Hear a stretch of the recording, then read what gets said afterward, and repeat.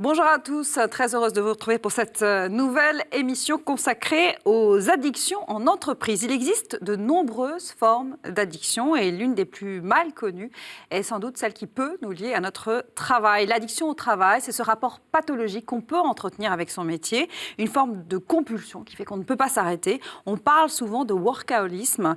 Qui sont ces travailleurs addicts? À partir de quand faut-il s'inquiéter par rapport à son travail, à son rapport à son travail? Comment réagir? Que peut faire l'entreprise? C'est ce que nous allons voir aujourd'hui avec vous, monsieur Jean-Eudes Tesson. Bonjour.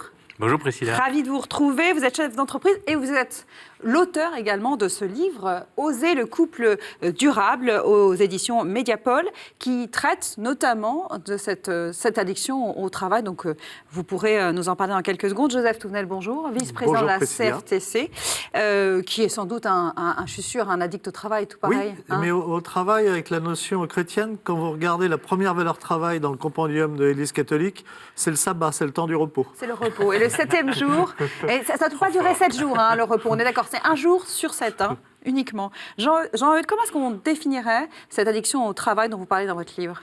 Alors c'est compliqué. L'addict au travail, c'est pas forcément quelqu'un qui travaille beaucoup, mais j'y reviendrai peut-être, parce qu'on peut travailler beaucoup pour d'autres raisons que des raisons qu'une addiction. Mais en tout cas, on pourrait dire que quelqu'un qui est addict au travail, c'est quelqu'un qui, lorsqu'il s'arrête de travailler, ne peut pas s'arrêter, ou lorsqu'il s'arrête, devient malade. Et on en rencontre. Mais j'insiste sur le fait que la vraie addiction au travail, ça reste relativement rare. En revanche, le prétexte d'addiction, ou en tout cas ce qui ressemble à une addiction, peut cacher une fuite qui empêche de rentrer tôt à la maison parce qu'on n'y est pas heureux. Ça peut être aussi générer le travail, ou le travail intense généré par la peur de perdre son emploi. Et puis, il y a après des jeux du genre la famille reproche à l'un des parents de trop travailler, on va dire c'est pour vous que je fais ça. Alors ça, c'est parfois trop facile. Il y a des interactions entre sa vie personnelle et sa vie privée. L'addict au travail, comme l'addict à n'importe quoi, va avoir du mal à avouer son addiction. Et à s'en rendre compte aussi, parce que c'est difficile de se rendre compte. Jean-Eudes parlait de la difficile limite entre aimer son travail et travailler trop, travailler jusqu'à ce que ce soit pathologique. Joseph, comment on fait pour distinguer tout ça? Sans doute que la différence, il y a des gens qui travaillent beaucoup, mais qui ne sont pas dans cette pathologie. En fait, celui qui ne peut pas arrêter de travailler, généralement, il est mécontent. Il n'est pas satisfait de son travail. Il n'est jamais satisfait. Alors que celui qui travaille beaucoup, un gros bosseur, ça peut être une période intense, ça peut être un gros bosseur. Il est content. À un moment donné, il est satisfait de sa réalisation. Alors que l'addict, il n'est jamais satisfait. Et puis après, il y a d'autres conséquences, mais c'est une drogue. Voilà, ça devient je ne peux pas m'arrêter et je suis mécontent. Et ça a des conséquences sur sa vie personnelle, évidemment. Quand est-ce qu'il faut commencer à s'inquiéter? Mais en réalité, ce qui est important, par exemple dans un couple, lorsque l'un travaille beaucoup, c'est un sujet qui doit être évoqué dans la famille et dans le couple. C'est-à-dire, tu travailles beaucoup. Pourquoi? Quel sens ça a ton travail, par exemple? Voilà. Comment on pourrait faire autrement? Et puis, il y a aussi le fait qui vient perturber tout ça, c'est que les nouveaux outils permettent de travailler chez soi et d'être addict au travail à la maison. D'être en permanence en rapport avec ses mails, avec... Oui. Alors après, il y a... la notion de connexion permanente, dont on a déjà parlé, et toujours avec cette idée, que j'aime bien, cette question que j'aime bien poser, c'est quand tu es connecté, est-ce que tu es un objet connecté ou un sujet connecté? Pour moi, c'est ça qui fait la différence dans la limite, en tout cas. Distinction. Mais sur le travail, l'addict au travail, il va profiter, le vrai addict au travail, il va surtravailler au bureau, ou dans l'usine, ou n'importe où, ou dans les champs, et puis il va surtravailler chez lui aussi. C'est un mal contemporain, cette addiction au travail. Vous parliez des objets numériques qui sont assez récents, relativement. C'est un mal contemporain ou ça a toujours existé? Comme les études sont récentes, c'est difficile à savoir. Et puis la notion de travail, quand on travaillait au champ, c'est autre chose de savoir quel était l'addict, etc. De toute façon, quand la nuit tombait, on avait du mal à aller cultiver dans son champ. Donc, et quand le blé était planté, c'était difficile de faire accélérer. C'est pour ça que les objets contemporains, effectivement, les facilités, quand la nuit tombait, il fallait bien rentrer et être autour de l'âtre. On est plus facilement addict quand, effectivement, les outils, la laisse électronique, quand on en est le sujet, effectivement. Donc ça aide. Et puis la pression, Jean-Eudes l'a dit, mais la pression sur le monde du travail, la crainte de perdre son emploi, à un moment donné, ça peut amener cette addiction, comme ça amène... dans les études qui ont été faites, on voit que quelqu'un qui est addict au travail, qui a cette pathologie, il peut en même temps avoir une pathologie qui l'emmène sur le tabac, sur l'alcool, sur la drogue.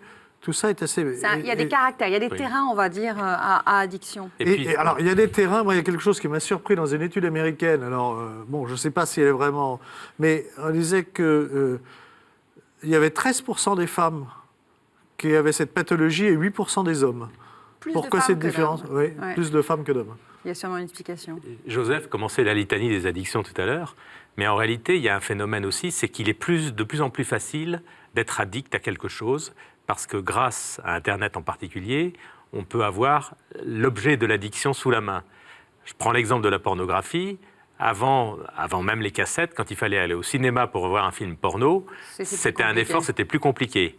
Les cassettes ont rendu les choses un peu plus faciles. Internet, les smartphones rendent les choses extrêmement faciles, c'est-à-dire on peut être addict chez soi n'importe où. Et bien pour le travail, c'est exactement la même chose. Aujourd'hui, et c'est ça l'évolution pour moi, elle est là, c'est-à-dire que nous avons le travail sous la main, n'importe où, et en particulier à la maison, donc c'est bien plus facile d'être addict. Alors vous parliez de terrain, vous disiez que les femmes étaient, enfin en tout cas l'étude américaine disait que les femmes étaient peut-être plus sensibles à cette forme d'addiction que les hommes, et vous avez commencé à évoquer, Jean-Eudes, ce qui provoque cette addiction. Est-ce qu'on a répertorié, identifié certains facteurs favorisants, si on peut dire ça comme ça? Peut-être l'éducation, à un moment donné, c'est-à-dire que si dans notre éducation, on ne nous explique pas, on ne fait pas vivre qu'il y a un temps pour tout. Il y a un temps pour travailler et il y a un temps pour la vie familiale. Quand je vois des jeunes qui sont dans leurs études, mais complètement enfermés dans leurs études et qui ne voient plus que ça, que leur réussite scolaire, et bien après, dans le monde du travail, ils ne voient plus que la réussite. Et ça, les psychiatres l'ont déterminé comme un cas, ce besoin de réussite permanent, réussite sociale pour l'apparence, que ce n'est pas une vraie réussite, mais peut-être que l'éducation, on va dire, il y a un temps pour tout, il y a un temps pour travailler réellement, il y a un temps pour faire autre chose, il y a un temps pour vivre avec les autres, il y a un temps pour être au service des autres. Et dans une société où on nous met la réussite sociale et la réussite matérielle comme un absolu, ça doit développer. Et pour les femmes, je pense qu'une femme en entreprise a plus de mal à faire sa place, en tout cas notamment chez les cadres. Et sans doute une des raisons, c'est cette angoisse d'être à la hauteur, avec la pression qui est mise, qui doit sans doute expliquer qu'elles vont rentrer dans cette addiction plus que les hommes. Mais il peut y avoir aussi des pathologies, c'est-à-dire la peur du vide. Et s'il y a du vide, il faut le combler. Et à défaut de pouvoir le combler avec des loisirs, avec une vie familiale équilibrée, etc., on remplit le temps libre avec du travail. Ouais. Et c'est une sorte d'ivresse. Ça tombe bien, puisque c'est une autre addiction, d'ivresse que procure le travail. C'est-à-dire on se saoule de boulot et on croit qu'on va bien. C'est ce qu'un chercheur a défini dès 1920 comme la névrose du dimanche. C'est-à-dire il y a une névrose, ceux qui voient arriver le dimanche avec angoisse parce qu'ils n'ont rien à faire, ce sont des névrosés. Ouais. Et chez les chefs d'entreprise, on parlait des femmes, des hommes, on parlait des caractères, des terrains, mais un chef d'entreprise, c'est difficile de se déconnecter de son boulot, notamment quand on est à la tête d'une entreprise familiale comme vous l'êtes vous. Déconnecter, savoir faire de ces week-ends de vrais week-ends, c'est compliqué, non? Alors, ça s'éduque. Non, mais c'est vrai, naturellement, on peut être happé, parce qu'il y a des enjeux importants, et si on n'y prête pas garde, on peut être non seulement happé, mais dévoré, mangé tout cru. Et c'est la raison pour laquelle les chefs d'entreprise, mais les cadres dirigeants en général, mais pas que, même à des responsabilités moindres, il peut y avoir des salariés qui se font happer par leur travail, parce qu'ils ont une conscience professionnelle. Pour le chef d'entreprise, surtout si c'est son patrimoine, les enjeux sont tels que il sait que s'il ne fait pas ce qu'il faut, il peut tout perdre. Son boulot, son patrimoine, son conjoint parfois, parce que souvent il y a des séparations à l'occasion de faillite. Mais donc, conscient des enjeux, le chef d'entreprise ne va pas compter. Mais ce n'est pas pour ça que c'est bien. Hein. Et parfois même, à force de trop travailler, il va avoir toujours le nez sur le guidon et il ne va pas voir les dangers arriver. Et c'est peut-être comme ça qu'il va se casser la figure. il faut se donner des règles. Hein. Pour ma part, à partir de 19h30 ou 20h au maximum, je ne prends plus de coup de fil professionnel. Sauf exception, s'il y a une activité particulière, une grosse négociation, etc. Mais habituel, voilà. Les messages, mais resteront en message. Je ne vais pas rappeler, je ne vais pas regarder. Je réserve si ce sont des amis.